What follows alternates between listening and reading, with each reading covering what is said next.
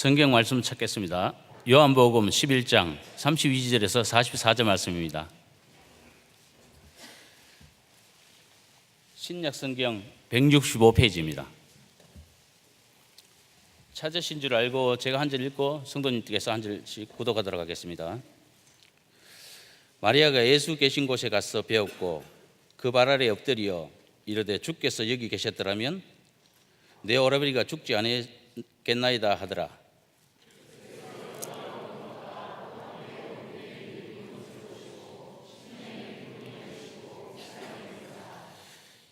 이르시되 그를 어디에 두었느냐? 이르되 주여 보옵소서 하니 이에 유대인들이 말하되 보라 그를 얼마나 사랑했는가 하며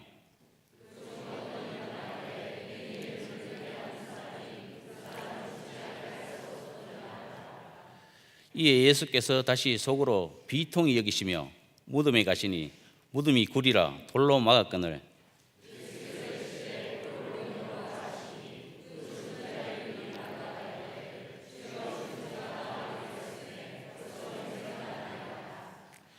예수께서 이르시되 내 말이 내가 믿으면 하나님의 영광을 보리라 하지 않았느냐 하시니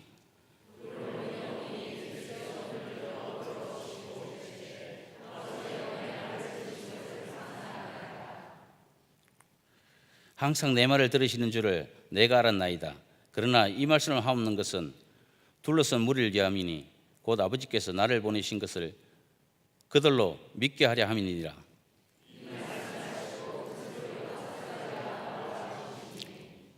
함께 봉독하도록 하겠습니다. 죽은 자 하나 수족을 베르는 시절도 나오는데 그 얼굴을 소년과 세웠습니다. 이제 예수께서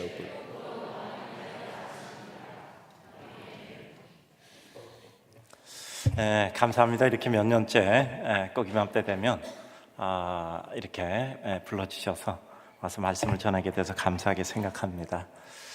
개인적으로는 우리 이성택 목사님, 우리 형님께서 늘 이렇게 부족한 아우 늘 또 이렇게 사랑해 주시고 챙겨 주셔서 같이 말씀을 전하게 돼서 감사합니다. 저에게도 우리 이성택 목사님 꼭 1년에 한 번씩은 오셔서 말씀을 전해 주시는데요, 성도들이 너무너무 은혜를 받아요. 그래서 참 제가 감사하고 성도들의 마음을 아주 푸근하고 따뜻하게 만들어 주시는 것을 늘 느끼고는 합니다. 이 교회 오면 오늘은 저희 사모가 왔습니다. 제가 28년인데 제가 설교하러 가는데 오늘 처음 왔어요. 근데 제 사모가 늘 이 교회에 대해서는 멋지게 살고 멋지게 죽고 멋지게 천당 가자 이거를 너무 좋아하더라고요. 그래서 제가 참 은혜를 받고 있습니다. 늘 푸근하게 아껴주시는 또 우리 형님 형수님 감사드립니다. 제가 이 교회 여러 번 왔으니까 좀 익숙하시죠? 예, 제가 편안하게 하게끔 복습 한번 합시다. 옆에 사람하고 인사합니다. 사랑합니다. 내 마음에 들 때까지만요. 예, 우리 사랑이 이거라 그랬죠? 자, 다시 한번 사랑합니다. 내 마음에 들 때까지만요. 내 마음에 안 들면 목사님도 필요 없고 장로님도 필요 없고 권사님도 필요 없고 다 필요 없습니다. 이거 우리 아니죠? 자, 우리 본 인사합시다. 사랑합니다. 지긋지긋하게 싫어도 사랑합니다. 우리는 어차피 천국까지 같이 갑니다. 그래서 사랑은 지긋지긋하게 싫어도 사랑하는 겁니다. 제가 어제도 이 주례를 섰는데요, 참 주례 참 많이 쓴 것 같아요. 1000번도 넘게 섰으니까 얼마나 많이 주례를 섰겠습니까? 그런데 제가 꼭 이렇게 해주는 말이 있어요.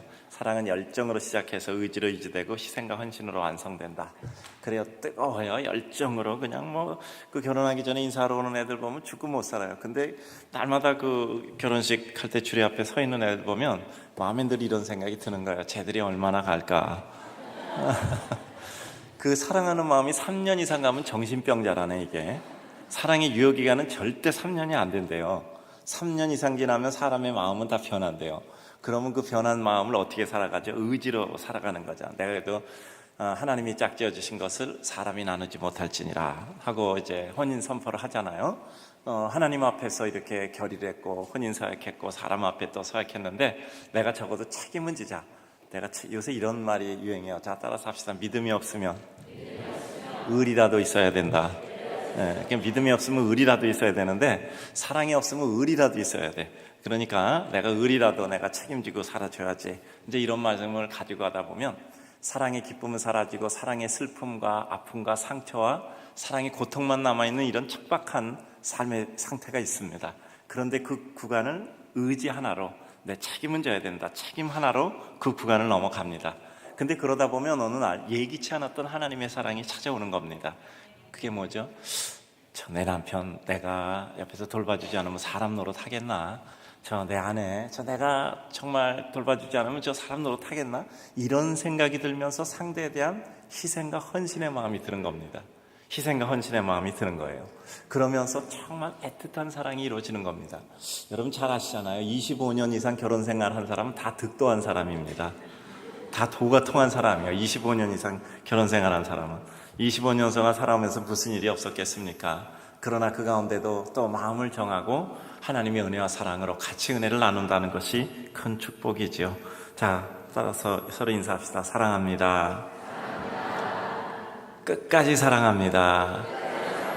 자, 제가 생각해 보니까 우리가 옆에 사람한테 인사할 수 있는 최고 인사가 뭔지 아십니까? 둘이 한번 보고 인사 한번 합시다. 자, 얼굴 보셨죠?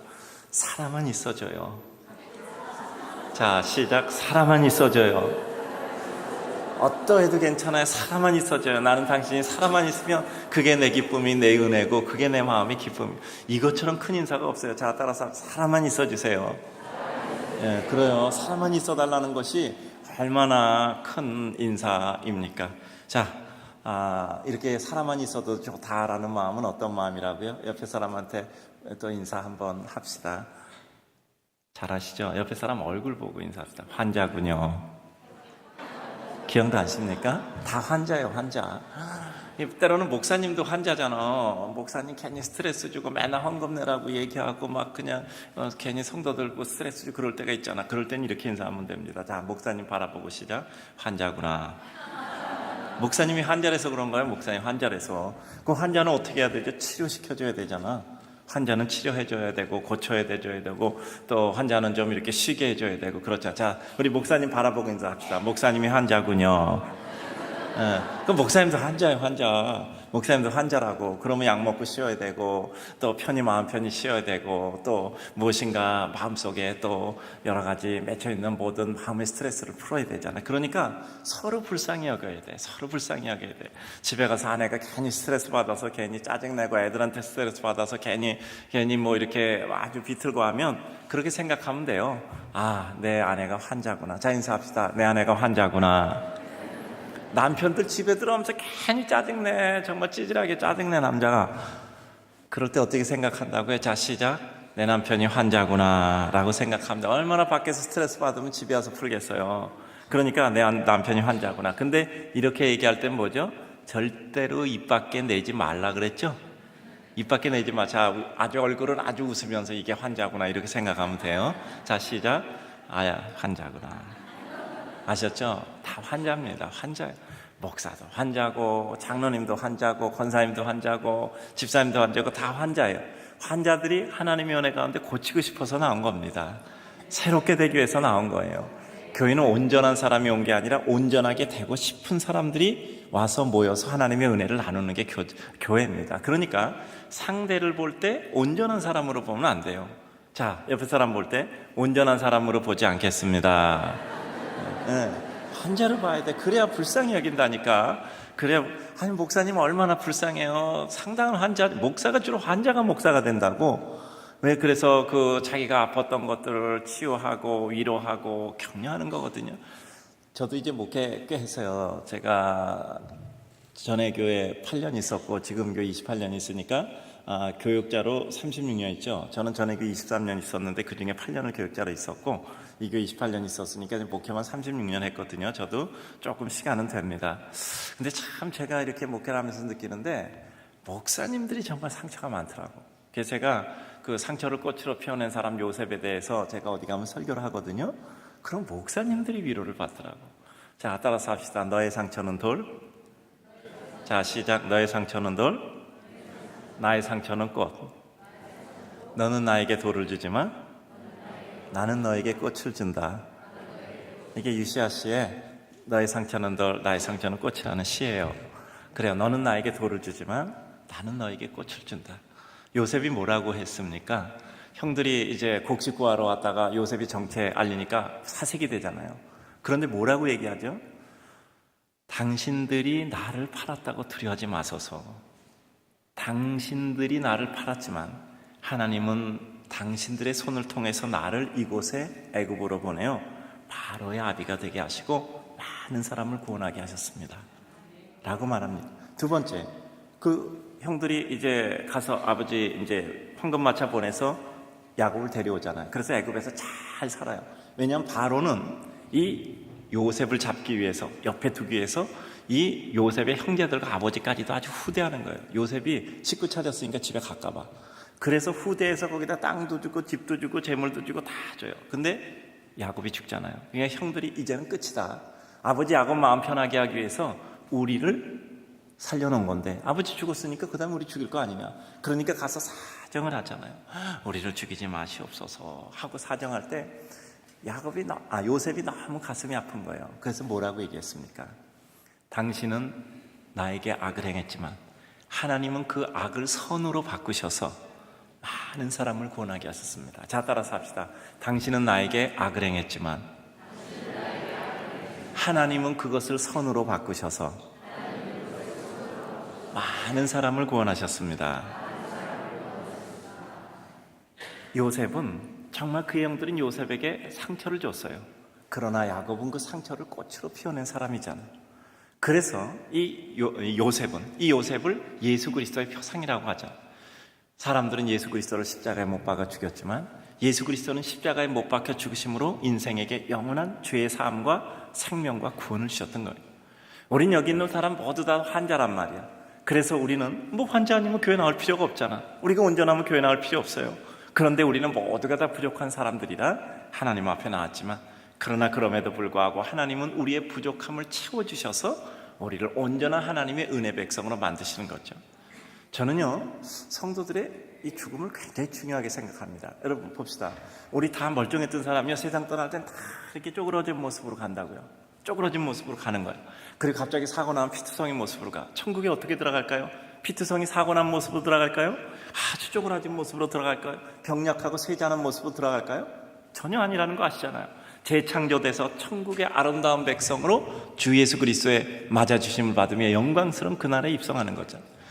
성도가 이 세상을 떠나는 것에 가장 그 순간은 최고의 영광의 수준이에요. 그래서 우리는 천국 환송 예배라고 드리죠. 여러분들도 이 세상 떠나실 때요, 꼭 여러분 가족들한테 얘기하셔서 이 교회 교인들은요, 교회 와서 연결 예배 드리고 가세요.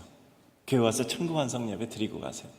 그래서 여러분 따라서 합시다. 내 사랑하는 교회, 내 사랑하는 울산 서연교회. 자, 따라서 시작. 내 사랑하는 교회 시작. 이 한마디가 마음속에 얼마나 와서 박힙니까? 내 사랑하는 교회. 내가 평생 동안 이곳에 와서 눈물을 흘리고, 내가 평생 동안 이곳에 와서 기도했고, 내가 평생 동안 말씀 받고 살았고, 내가 예배당에서 평생 동안 하나님께 은혜를 입었고, 내가 평생 동안 이 강단에서 말씀 받았고, 평생 동안 예배당에서 예배 드렸는데 여기보다 더 소중한 장소가 어디 있습니까? 그래요. 내가 집에서 살았지만 정말 나의 영적 양식을 여기서 먹고 그 힘으로 집에서 살고 직장 나가고 일을 했는데 여기는 얼마나 그리움이 있잖아요. 그리움의 장소잖아요. 멀리서 교회 예배당만 바라봐도 마음이 크해지잖아요. 생각만 해도. 여러분 보세요. 요나가 물고기 뱃속에서 고통스러울 때 뭐라 그랬죠? 내가 주의 성전을 바라보나이다. 그 고통 가운데 주의 성전을 바라봤다고 표현하는 겁니다.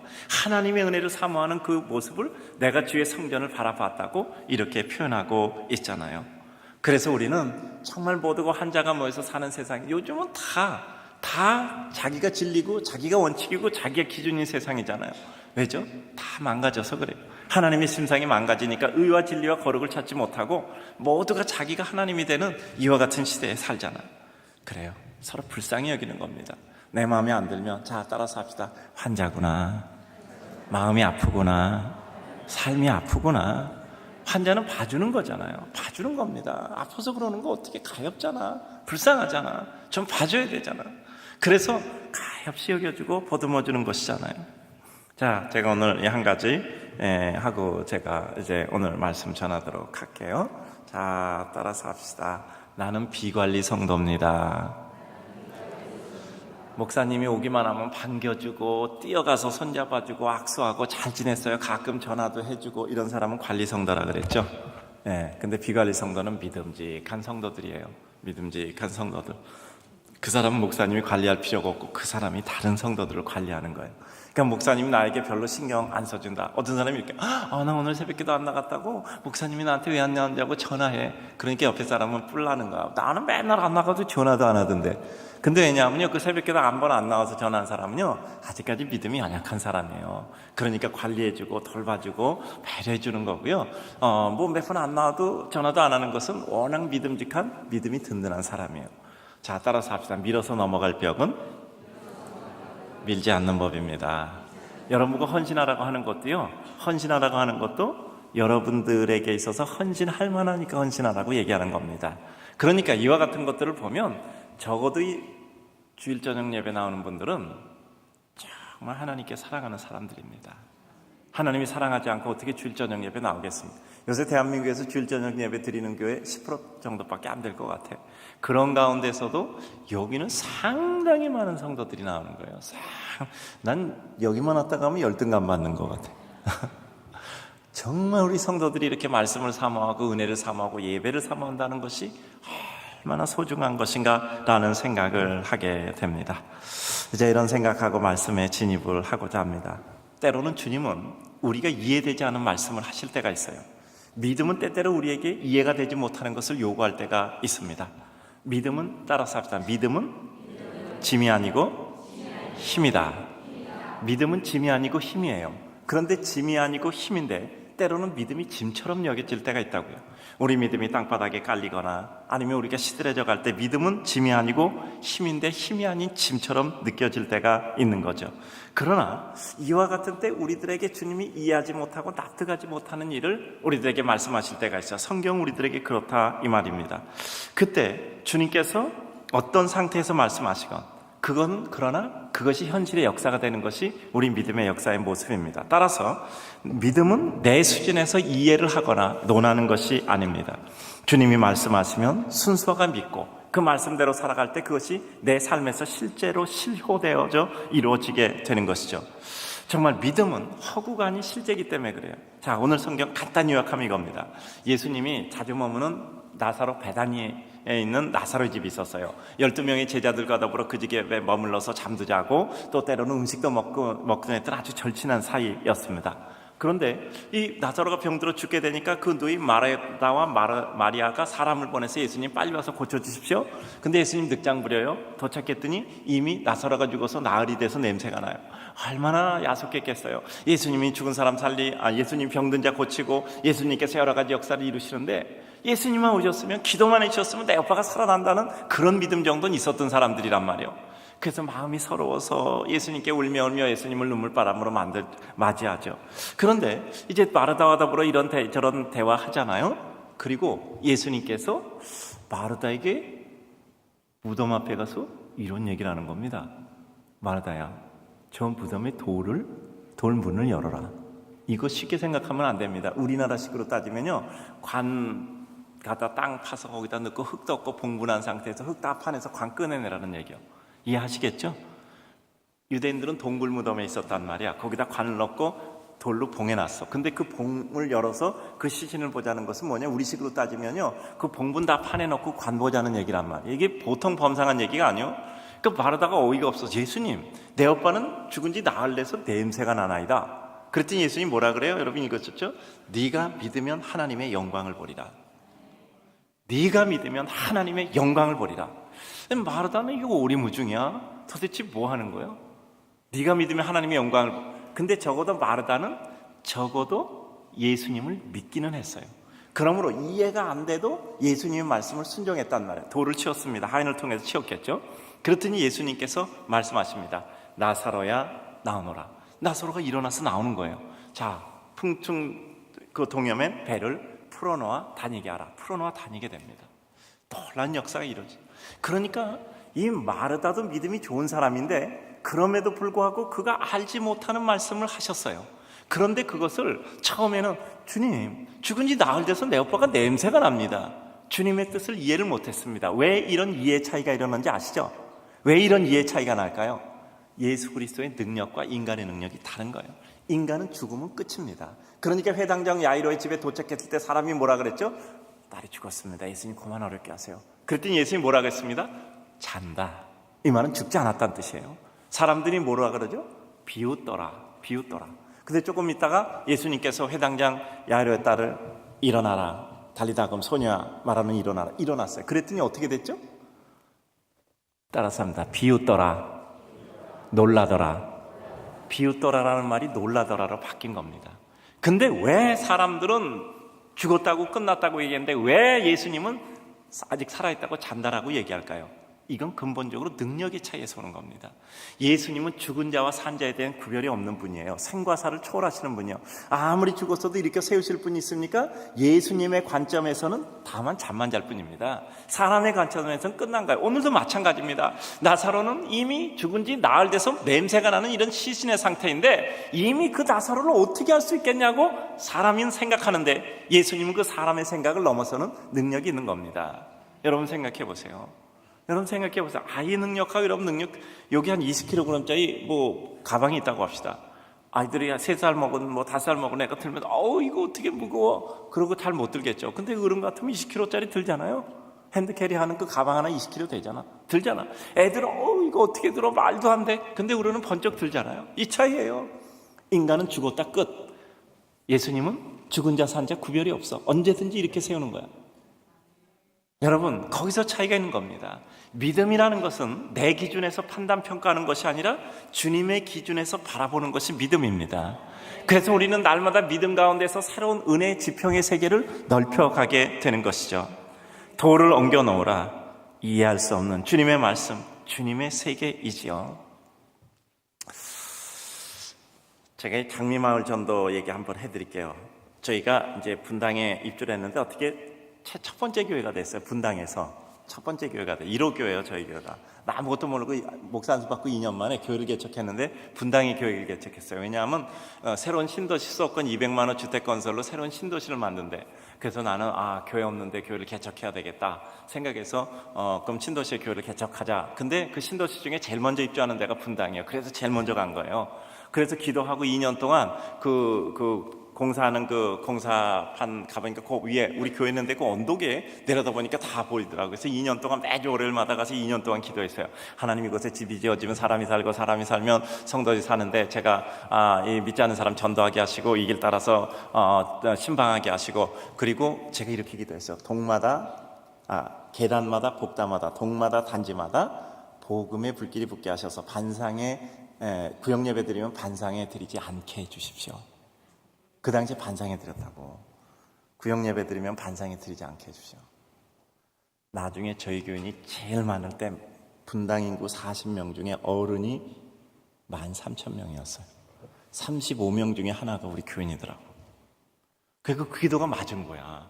계단마다 복도마다 동마다 단지마다 복음의 불길이 붙게 하시고 구역 예배 드리면 반상에 드리지 않아도 돼. 그러니까 분당에 있는 지금은 그렇지 않아요. 전에 모든 동마다 평균적으로 한 가정씩은 다 있더라고요. 평균적으로 53개 단지거든요. 분당이 53개 된 단지인데, 그래서 저는 기도한 것을 믿기로 결심을 했습니다. 제가 어릴 때 기도한 것을 잊지 않기로 했어요. 제가 이전에 오랫동안 기도한 것을 잊지 않기로 했어요. 하나님께 기도한 것을 잊지 않기로 했습니다. 언젠가는 들어주실 줄로 믿습니다. 저는 이 울산서영교회도요, 우리 목사님께서 여러 가지 그 간증의 말씀해 주신 거 많거든요. 그때 정말 저는 그것이 소중하다고 생각해요. 저희는 1년에 2번째 주에 목회계획 설명회라고 늘 1년에 2번째는 그 시간을 가져요. 그래서 이 교회 역사 언제부터 와서 2년 전부터 와서 기도하고, 그래서 교회가 첫 번째 세워져서 언제 예배당 지었고 또 언제 교인들에게 있어서 이런 표와 이념을 가지고 또 믿음 가운데 이런 거 맨날 반복 그리고 또 반복이거든요. 역사는 전달 계승 보존 발전의 과정을 거쳐서 이루어지거든요. 그래서 이번에 저희 교회 예배당 짓는데 그 역사관을 하나 이제 설립을 했습니다. 그래서 짧은 역사지만 이제 앞으로 계속 가고, 또 하나는 저희 교회는 그 당회장실을 2개를 만들었어요. 그래서 아주 똑같이 2개 만들어서 하나는 제가 쓰고 하나는 이제 설계만 해뒀다가 제가 이제 은퇴하면 원로 목사실로 쓰다가 제가 세상 떠나면 설립자 기념 라이브러리, 설립자 기념 도서실로 만들어서 설립 이년이 포함된 모든 자료를 보존 존치하기로 했어요. 그래서 교회는 설립 이념이 굉장히 중요합니다. 시간이 지나도 이 교회는 왜 생겼는가? 이 교회는 왜 존재해야 되는가? 이 교회가 추구하는 영적인 가치와 추구하는 모든 이슈는 무엇인가라는 것이 분명히 표방돼야 돼요. 사람도 바뀌고 그리고 모든 것이 바뀌고 시대가 바뀌어도 가도 하나님이 그 교회를 설립하게 하신 이와 같은 설립의 이념과 취지는 분명히 존재해야 되거든요. 그렇지 않으면 교회가 역사가 없어져 버리면 교회는 그냥 사람의 스쳐가는 모임에 불과해요. 그래서 끊임없이 이 교회는 왜 생겨났나? 이 교회는 왜 존재해야 되는가? 이 교회는 어디를 가야 되는가? 저희 교회는 역사사회를 의식하는 교회, 역사사회 기여공헌한다. 방법론은 두 번째, 인물을 키워 세상을 바뀐다. 그것을 위해서 세 번째, 성도들의 영적 건강을 책임진다. 근데 이 세 번째 굉장히 어렵더라고요. 제 능력으로 안 되더라고요. 하나님께서 이제 언젠가 이루시겠죠. 근데 그와 같은 교회의 이념과 그리고 그와 같은 교회에 분명히 추구하는 방법들이 분명히 있어야 돼요. 수많은 교회 중에 간판도 하나 단계 교회가 아니라 그 교회가 추구하는 하나님 나라의 독특한 고유한 사명이 있단 말이에요. 여기서 제가 플로벨의 일물 일어설에 대해서 말씀드렸죠. 모든 사물을 가장 적확하게 표현할 수 있는 단어는 하나다. 꽃이 아름다워. 이 꽃이 아름답다는 표현을 수백만 개의 단어 중에 딱 하나를 고를 수 있는 최고의 적확한 단어가 있어요. 그걸 뽑는 사람이 신이고 작가잖아. 마찬가지예요. 우리 인생에 대해서도 내가 하나님 앞에 어떻게 쓰여져야 되느냐. 교회에 대해서도 마찬가지예요. 이 교회가 왜 설립됐는가? 그거 잊어버리면 안 돼요. 그냥 사람 모여서 움직이는 게 교회가 아니야. 하나님이 수많은 교회 중에서 이 교회를 설립할 때 이 교회는 왜 이 땅에 있으라고, 왜 하나님께서 그 뜻을 이뤄내는가에 대해서 분명히 생각을 해야 돼요. 이 교회가 이 세상 없어질 때까지 정말 언제가 이 교회도 없어질 겁니다. 저희 교회도 없어질 거고요. 역사 속에 그렇게 오래 사용된 교회가 없어요. 날마다 하나님께서 사용하고 놓고 역사라는 건 끝끝내 사용되지 않습니다. 한 점 별과 같이 빛나게 사용되고 그와 같은 정점들을 이어놓은 게 역사예요. 여러분, 엘리야가 무슨 일을 얼마나 많이 했습니까? 갈멜산의 대역사밖엔 그가 한 일이 없어요. 기도원이 뭔 일을 그렇게 많이 했습니까? 여호와의 칼이라, 기도원의 칼이라, 기도원의 300용사, 그것을 통해서 기도하는 역사의 한 별이 된 거고, 그 기도원의 역사 가운데도 그 정점을 찍은 것을 이어가는 게 역사입니다. 역사는 계단식인 적은 없어요. 밋밋하게 가다 비약, 밋밋하게 가다 비약. 저는 역사에 대해서 관심이 아주 많습니다. 여러분, 이 교회 설립 이념은 너무나 중요한 거예요. 왜 교회가 세워졌나?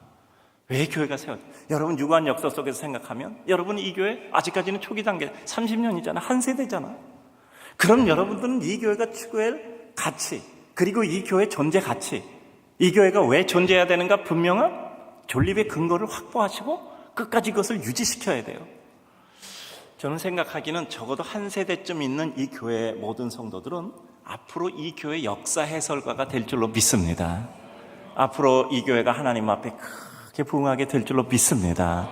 그래서 이제 사람들이 또 오고 또 오고 또 올 때 여러분들이 머리가 허옇게 돼서 여러분들이 그런 사람들에게 이 교회는 언제 설이 세워졌고, 이 교회는 뭘 추구했고, 이 교회는 멋지게 살다, 멋지게 죽고, 멋지게 천당 간다, 그와 같은 뜻이 어떤 뜻이고, 그것을 통해서 우리 성도들은 어떻게 은혜를 받았고, 앞으로 우리는 어떻게 이 교회를 통해서 하나님 나라 기여공헌하고, 그리고 우리 이와 같은 세대가 지나갔을 때 당신들은 어떻게 그 세대의 이념을 이어가야 되고, 이런 것들을 끝까지 존치자료로 남겨셔서 이 교회가 존속해요. 장로님들 마찬가지입니다. 장로님들은 그와 같은 것을 굳건하게 잡아야 돼요. 이 교회 건물만큼 중요한 것은 이 교회가 가지고 있는 설립 이념과 가치와 그 모든 보존이란 말이에요. 역사는 전달, 따라서 합니다. 전달, 계승, 보존, 발전.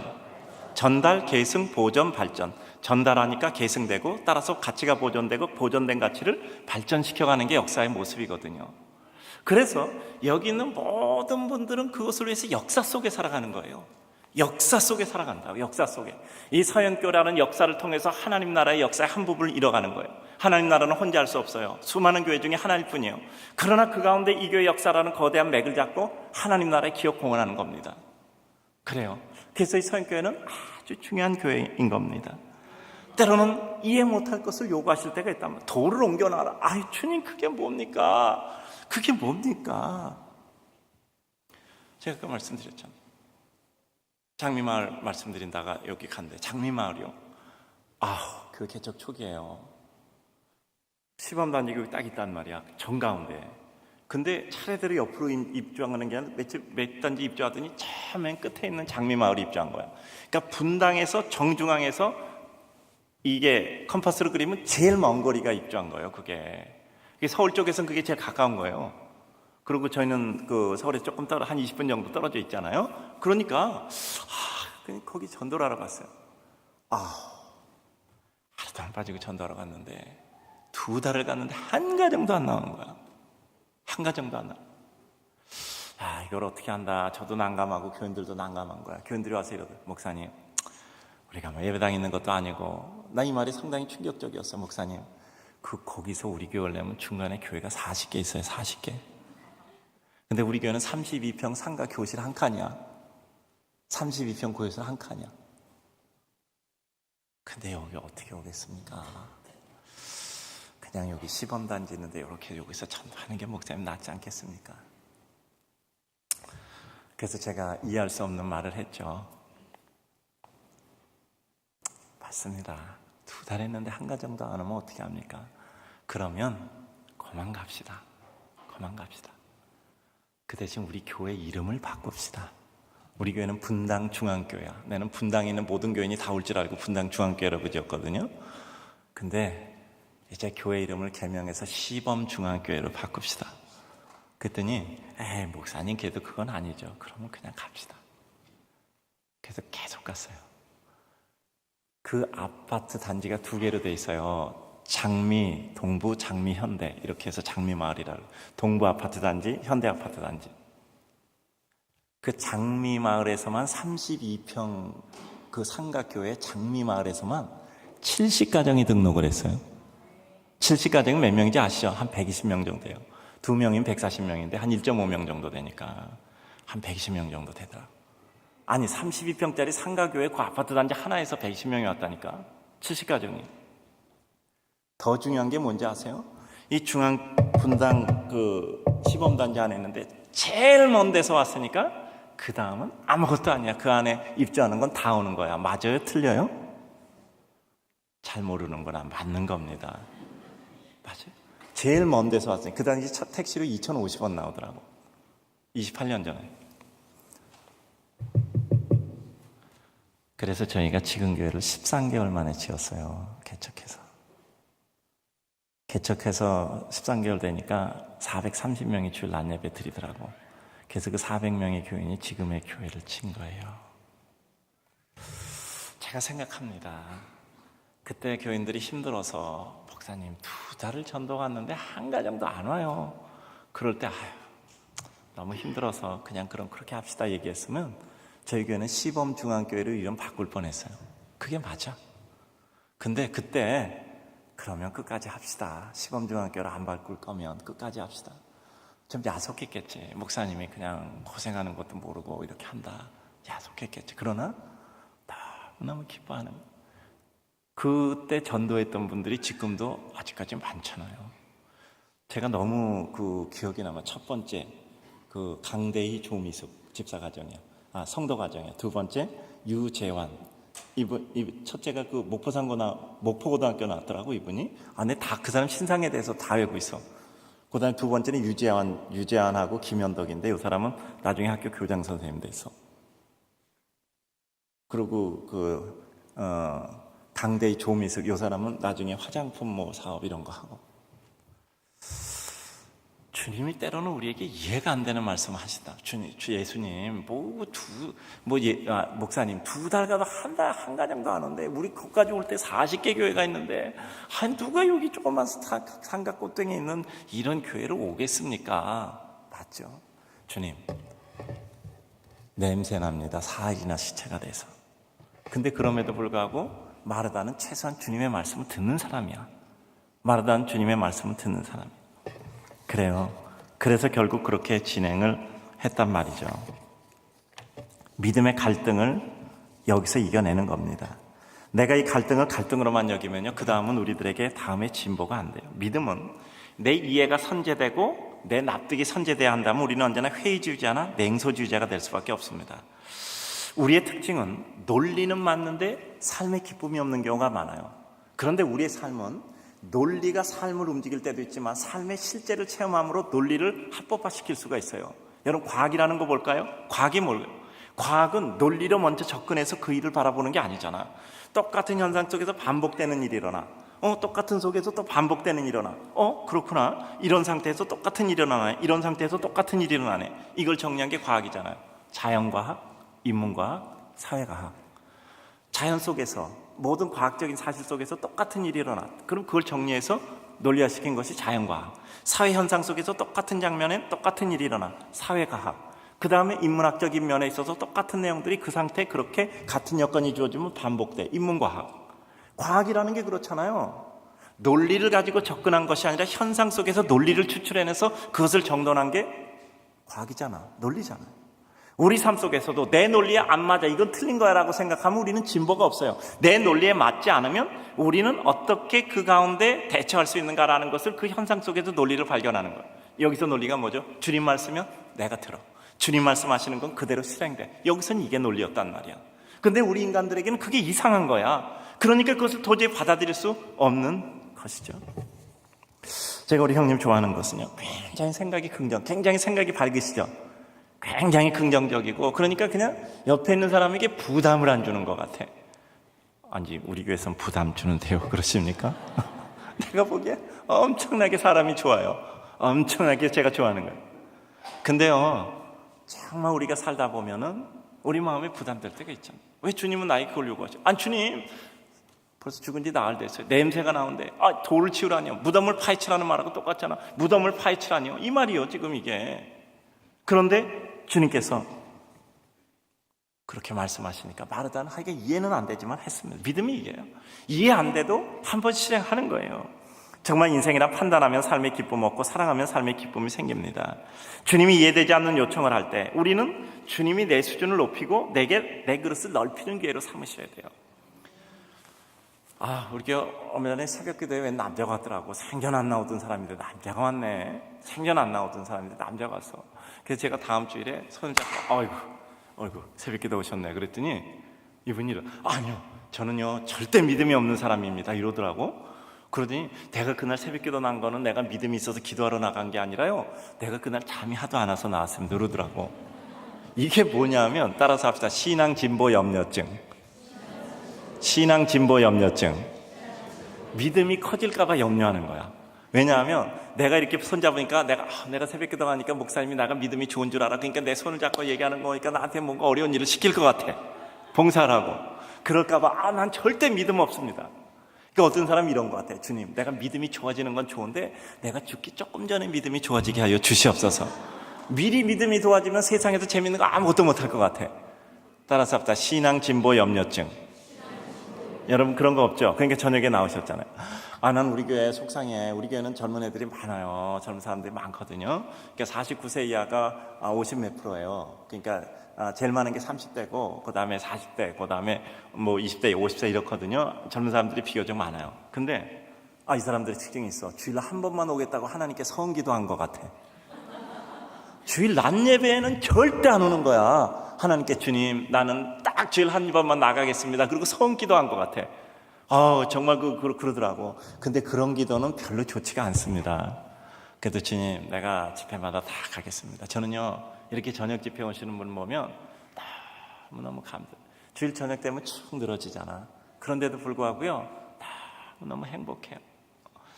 이렇게 주일 저녁에 제가 설교 안 하거든요. 우리 다른 목사님들이 설교를 하는데, 이렇게 올라가 보면 그냥 마음이 그렇게 편해요. 여러분 학교 다닐 때 밀레 만종이라는 그림 보셨죠?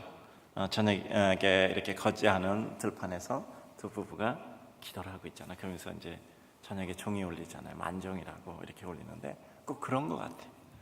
정말 주님 앞에 주의 날을 거룩하게 보내고 하늘의 은혜를 이루는 이와 같은 것들이요. 여러분 주님 말씀하신데 어떤 뜻이 있습니다. 여러분 이런 얘기 좋아하시잖아요. 부자 아버지가 있어요. 망나니 아들이 있어요. 아버지한테 맨날 땡깡 부리고 돈만 달라 그래. 아버지 돈 주세요. 큰 돈 주세요. 그러니까 아버지가 아들한테 그랬어요. 아들아, 성경을 읽어. 그러면 돈이 생겨. 성경책을 한 권 줬어요. 근데 아버지 왜 나에게 돈을 달라는데 성경을 주십니까? 근데 성경책 읽으면 돈이 생겨. 끝까지 안 읽었겠죠. 근데 아버지는 어떻게 했겠어요? 아시잖아. 성경책 속에다 큰 수표를 넣어놨어. 성경책 속에다 큰 돈의 수표를 넣어놨다고. 말이 뭐죠? 아버지 말 들으면 너에게 유익이 있어. 성경 열면 너에게 유익이 있어. 가르쳐 주려는 것이었겠죠. 하나님이 우리에게 이해 못할 일을 하죠. 이해 못할 헌신을 하라 그래. 그리고 이해 못할 직분을 맡으라 그러고, 이해 못할 직책을 맡기고, 이해 못할 헌신을 하라 그러고, 이해 못할 또 날마다 교회 나오라 그러고 그런단 말이에요. 새벽 기도를 제가 보니까요, 저는 중학교 2학년 때부터 새벽 기도를 가기 시작해서 왜 갔는지 모르겠어. 우리 집 식구 아무도 교회 안 다니는데 여름 수련회 갔다 은혜 받아갖고 난 그때부터 그 새벽 기도를 갔어요. 그러니까 학교 다닐 때는 주일날만 갔고 방학 때는 매일 갔고. 난 도저히 내가 생각해도 이해가 안 돼. 우리 집에 예수 믿는 사람 나밖에 없었거든요. 근데 그 시계를 틀어놓고 내가 간 거야. 가보면 다 어른밖에 없어. 나 도무지 이해가 안 되겠더라고. 그저 하나님 부르신 거라 생각할 뿐인데. 근데 그때부터 나가도요, 저는 새벽기도 나가는 거 정말 힘들더라고요. 정말 새벽기도 난 그래서 우리 성도들 이해해요. 목사도 힘든데 우리 목사님 새벽기도 늘 나오시죠. 제가 아는데, 그죠? 우리 목사님 새벽기도 내 존경해요. 목사님 중에서도 새벽기도 잘 지켜주시는 분 존경할 목사님입니다. 근데 새벽기도가 얼마냐면 우리 교인들 보니까 새벽기도 나가야 되겠다고 결심하는데 3년 걸려. 근데 결심한 사람이 그 결심을 하고 실행하는데 또 3년이 걸려. 근데 그 실행하는 사람이 계속 나가는데 또 3년이 걸려. 새벽기도 안 나온 사람이요, 한번 새벽기도 나오면 하루 종일 졸려요. 하루 종일 졸린다고. 그 사실이요, 사실. 살짝 하루 종일 졸린다고.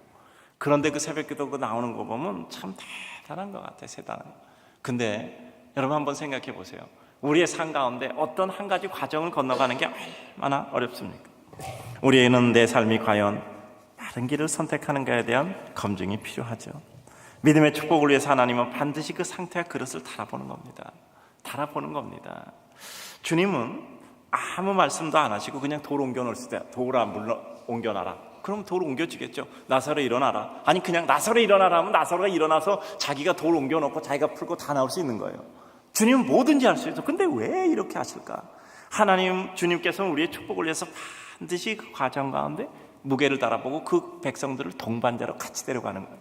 이 과정 가운데 마르다도 동참했고, 이 과정 가운데 주변에 돌을 옮겨놓는 하인들도 동참했죠. 같이 가는 겁니다.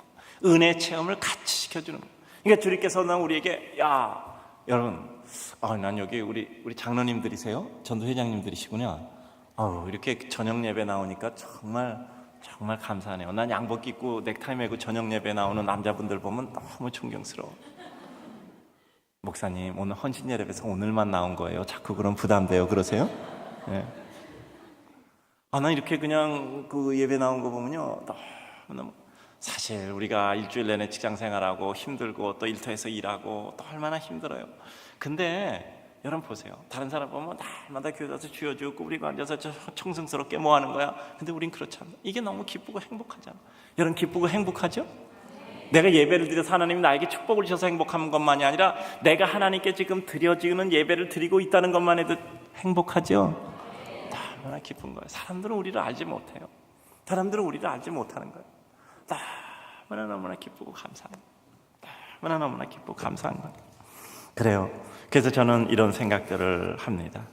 우리 주님의 말씀이 이해가 안 되면 우리는 회의 속에서 떠나라는 말씀이 아니라 믿음으로 그것을 극복하라는 겁니다.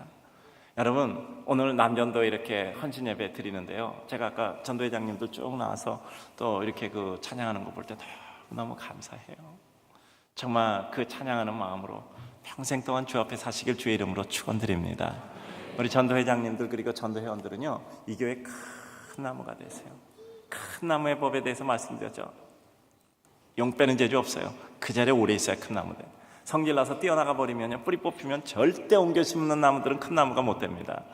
과거는 묻지 말고 이미 이 교회에 출석하고 있으면 이 교회에서 큰 나무 되기를 주의 이름으로 축복합니다. 여러분, 흔들리지 않고 피는 꽃은 없어요. 흔들리지 않고 피는 꽃은 없어. 가다가 다 흔들릴 겁니다. 그러나 흔들려도 그 자리 지키고 있다가, 그러니까 궤도에서 이탈만 안 하면 돼. 시험도 들고 다시 회복도 하고 엎어지고 꼬꾸라지고 일어나고 그냥 그 자리에 있기만 하면 돼. 그러다 보면 치유되고, 그러다 보면 회복되고, 그러다 보면 또 뜨거워지고, 그러다 더 꼬꾸라질 것이고. 사람 관계도 그러잖아. 저기도 보면요, 구역장 뜨기 맨날 가방 끼고 둘이 커피 마시러 다니고 밥 먹는 사람은 반드시 헤어지더라고. 내가 그래서 둘이 친하게 다니면 저 사람들이 언제 헤어질까 난 그 생각 들더라고.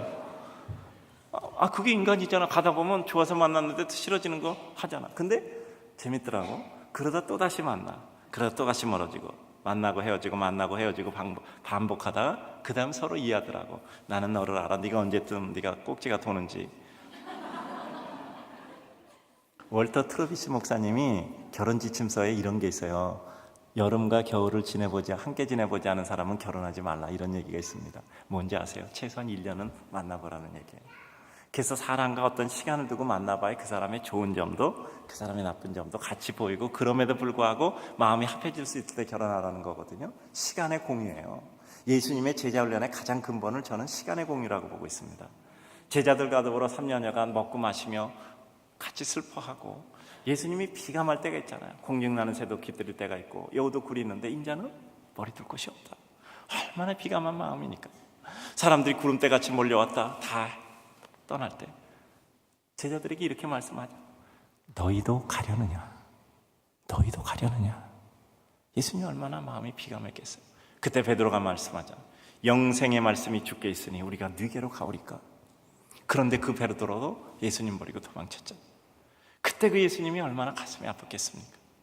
그러나 그럼에도 불구하고 끝까지 부활하셔서 그들을 다 챙기시고, 그리고 마침내 승천하시면서 그들에게 성령을 충만을 약속하시고 그들에게 복음의 증인되라고 하셨잖아요. 그래서 그들을 다 순교자로 만들어서 초대교회 다 반석으로 세우셨잖아요. 그래요. 이제는 이와 같은 주님께서 네가 믿으면 영광을 보리라 라고 말씀하셨던 겁니다. 우리 믿음은 영광을 보게 될 줄로 믿습니다. 정말 우리 믿음 가지고 삽시다. 믿음 가지고 살아보자고요. 믿음 가지고 살아보자고요. 우리는 믿음을 통해서 하나님의 영광을 봅니다. 하나님의 영광은 우리 계산의 영역을 넘어서는 거예요. 내가 믿음을 가지고 사는가? 믿음의 구경꾼인가? 우리는 객관적인 인정뿐이 아니라 주관적 체험을 통해서 더 뜨거운 믿음의 은혜를 누리게 되어져 있는 것입니다. 그리고 그것을 믿으면 하나님의 영광을 보게 되는 거죠.